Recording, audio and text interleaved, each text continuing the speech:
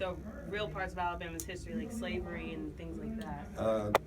That is completely incorrect, and this bill has nothing to do with teaching history, period. And you'll notice we did take an amendment that makes that statement on the end of the bill. You mentioned you're running unopposed, so this, if someone says this was a vote grab, I guess you point to that. So what was the first thing that inspired you to file the original version of It's a this caucus bill, so. But the House Bill 9, when you first I knew more filed about that. the topic than most folks did, and I already had a bill with two others that addressed this topic. We were able to work on this bill for 6 months in a group with all sorts of experts from all over the country to come up with this bill.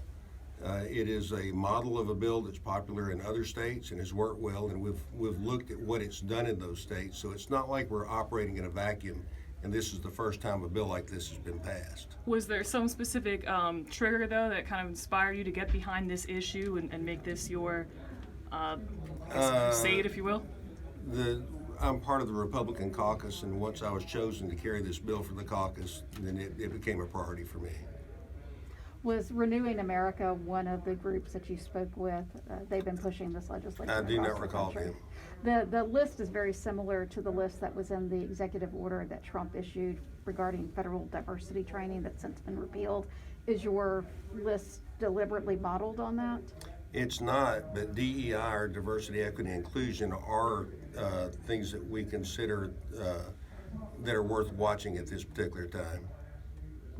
And again, just to go back, what is something that's occurring today in schools or state agencies that you think would be prohibited under this bill? A letter that makes you ascertain what your stance is on DEI, for example, for employment.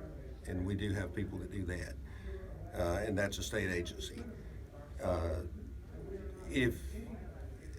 And remember, this is a preventive bill, so I'm not going to go through a whole litany of things, and you know the same ones I know because those are the ones that are published.